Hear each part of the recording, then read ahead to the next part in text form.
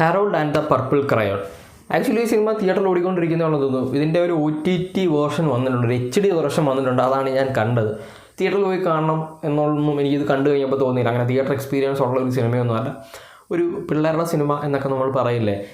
ഈ ഒരു സിനിമ എങ്ങനെയാണ് വന്നതെന്ന് ചോദിച്ചു കഴിഞ്ഞാൽ 1955 ഇറങ്ങിയിട്ടുള്ള Harold and the purple crayon എന്ന് പറയുന്ന ഒരു ചിൽഡ്രൻസ് ബുക്കുണ്ട്. ക്രൊക്കറ്റ് ജോൺസൺ എന്ന് പറയുന്ന ഓതർ റൈറ്റ് ചെയ്തിട്ടുള്ള അല്ലെങ്കിൽ ഡ്രോ ചെയ്തിട്ടുള്ള ഒരു കാർട്ടൂൺ ബുക്കുണ്ട്.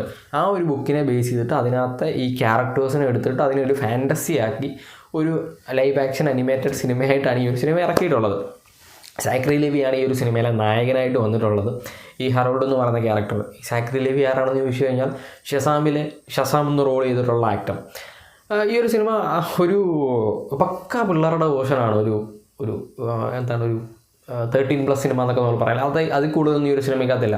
അതായത് ഒരു പ്യുവർ എൻ്റർടൈനിങ് സാധനം, ഒരു കോമഡി, ഭയങ്കര തമാശകളുള്ള, പിള്ളേർക്ക് കണ്ടു കഴിഞ്ഞാൽ അത് അവർക്ക് ഭയങ്കര ഇഷ്ടപ്പെടുന്ന, നമ്മൾ യൂഷ്വലി കാണാറുള്ള പോലെ തന്നെ ആ ഒരു നായകൻ വരുന്നു, നായകന് കുറച്ച് അപ്പ് ആൻഡ് ഡൗൺസ് ഉണ്ടാകുന്നു, അവസാനം ഒരു ഹാപ്പി എൻഡിങ് ക്ലൈമാക്സ് ശുഭം എന്നെഴുതി കാണിച്ച് നിർത്തുന്ന ടൈപ്പ് ഓഫ് ഒരു സിനിമ. അതായത് നിങ്ങൾ മനസ്സിലാക്കേണ്ടത് ചിൽഡ്രൻസ് ബുക്ക്, അതായത് പിള്ളേരുടെ ഒരു കാർട്ടൂൺ ബുക്കിൽ നിന്ന് എടുത്തൊരു ക്യാരക്ടറാണ്. അപ്പോൾ ആ ഒരു ക്യാരക്ടറിനെ കൊണ്ട് അല്ലെങ്കിൽ ആ ഒരു ക്യാരക്ടറിന് കൊടുക്കാവുന്ന ഒരു ടാസ്ക്കൊക്കെ ഈ ഒരു സിനിമയ്ക്കകത്തും കൊടുത്തിട്ടുള്ളൂ. അത്ര വലിയ പവർഫുള്ളായിട്ടുള്ള വില്ലനൊന്നുമില്ല. അപ്പം സ്റ്റോറി എന്താണെന്ന് വെച്ച് കഴിഞ്ഞാൽ ഈ ഒരു ബുക്കിൽ തന്നെയാണ്, ഒരു അനിമേറ്റഡിലാണ് സിനിമ തുടങ്ങുന്നത്. ഹാരോൾഡിൻ്റെ ബുക്കിൽ 2 ക്യാരക്ടേഴ്സാണ് പ്രധാനമായിട്ട് ഹാരോൾഡിനെ കൂടാതെ ഉള്ളത്. ഒരു മൂസും ഒരു പോർക്കിപ്പൈനും. ഇവർ 3 പേരും കൂടെയാണ് ഈ ജേണി ഫുള്ള് നടത്തുന്നത്. അങ്ങനെ ഇടയ്ക്കൊരു ഒരു ബാക്ക്ഗ്രൗണ്ട് വോയിസ് ഉണ്ട്. അതായത് ഇതിൻ്റെ ക്രിയേറ്റർ അല്ലെങ്കിൽ ഓൾഡ് മാൻ എന്ന് പറയുന്ന ക്യാരക്ടർ ഈ ഹാരോൾഡിനോട് പറയുന്ന നറേറ്റ് ചെയ്ത് കൊടുക്കുന്ന സാധനമുണ്ട്. അപ്പം ഒരു സമയമാകുമ്പം ഈ ഓൾഡ് മാൻ്റെ വോയിസ് ഇല്ലാണ്ടാവുന്നു. അങ്ങനെ ഓൾഡ് മാനെ തപ്പി ഇറങ്ങുകയാണ് ഈ ഒരു ഹാരോൾഡ് എന്ന് പറയുന്ന ക്യാരക്ടർ റിയൽ വേൾഡിലോട്. അതായത് ഒരു ഇമാജിനേഷൻ അല്ലെങ്കിൽ ഇമാജിനറി വേൾഡിൽ നിന്നിട്ട് ഒരു റിയൽ വേൾഡിലേക്ക് വരുന്നത്. ഇവർ 3 പേരുണ്ട് ഒരു വേൾഡിൽ നിന്നിട്ട് ഇവരൊരു റിയൽ വേൾഡിലേക്ക് വരുന്നതാണ് സ്റ്റോറിയുടെ സ്റ്റാർട്ടിങ്. അങ്ങനെ വരുന്നത് അവിടെ വന്ന് ഇവർ ഒരമ്മയും ഒരു ടീനേജ് ബോയിയും പരിചയപ്പെടുന്നു. ഇവരുടെ ഫ്രണ്ട്സ് ആവുന്നു ഇവരെ സഹായിക്കാനായിട്ട്, ടെറിയും മെല്ലും.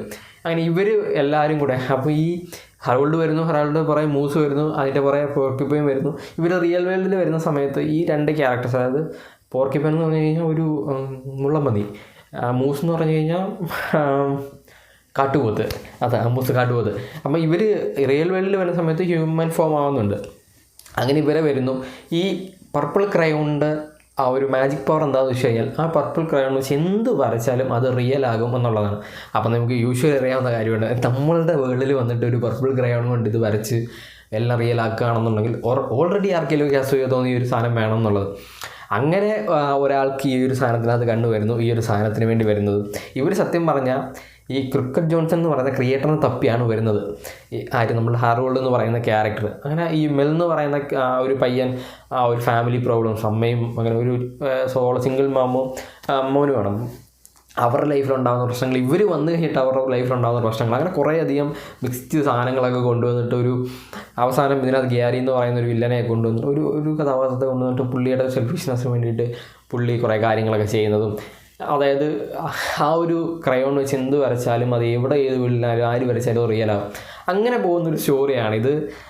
ഒരു പ്യുവറായിട്ട് ചിലർക്ക് ഇഷ്ടപ്പെടുമെന്ന് തോന്നുന്നില്ല. നമ്മൾ എവിടെയായാലും കുറച്ചിത് എത്ര കോമഡിയാണെന്ന് പറഞ്ഞാൽ കുറച്ച് കഴിയുമ്പോൾ നമുക്ക് ഇതിനകത്ത് എന്തെങ്കിലുമൊക്കെ സീരിയസ് ആയിട്ട് കൊണ്ടുതന്നെ നന്നായിരുന്നു എന്ന് എനിക്ക് ഫീൽ ചെയ്തു. അതായത് ഇതൊരു 1.5 മണിക്കൂറുള്ള സിനിമ, കറക്റ്റ് 1.5 മണിക്കൂറുള്ള സിനിമയിൽ 1 മണിക്കൂറും 10 മിനിറ്റൊക്കെ കഴിയുമ്പോഴാണ് ആ ഒരു വില്ലനൊക്കെ വരുന്നത്. അതുവരെ ഇങ്ങനെ പോവുകയാണ് ഈ ഒരു സാധനം, ഇങ്ങനെ ഒരു ഫ്ലോ ഇങ്ങനെ പൊയ്ക്കൊണ്ടിരിക്കുന്നു. പിള്ളേർക്ക് ഇത് ഉറപ്പായിട്ടും ഇഷ്ടപ്പെടും. ഈ ഒരു സിനിമ ഇന്നലെ കാണുന്നതിന് മുമ്പ് ഞാനിങ്ങനെ ബുക്ക് മൈ ഷോയിൽ നോക്കിയപ്പം ഒരു PVR ഒരു സിനിമ ഉണ്ട്, അതിപ്പോഴും ഓടുന്നുണ്ട്. OTTയിൽ കാണാനുള്ള സിനിമയുള്ളൂ. ഇത് PVRൽ പോയിട്ട് എക്സ്പീരിയൻസ് ചെയ്യാനായിട്ടുണ്ടോ എന്നൊന്നും എനിക്ക് ഫീൽ ചെയ്തില്ല. പക്ഷെ ഒരു ഫീൽ ഗുഡ് മൂവിയൊക്കെ കാണാൻ ഇഷ്ടപ്പെടുന്നവരാണ്.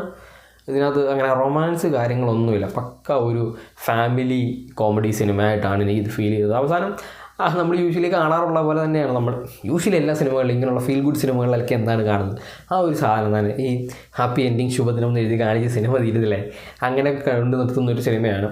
അതിൽ കൂടുതലൊന്നും ഇതിനകത്ത് ചെയ്യാൻ പറ്റത്തില്ല, കാരണം ചിൽഡ്രൻസ് ബുക്കാണ് ഞാൻ പറഞ്ഞ പോലെ.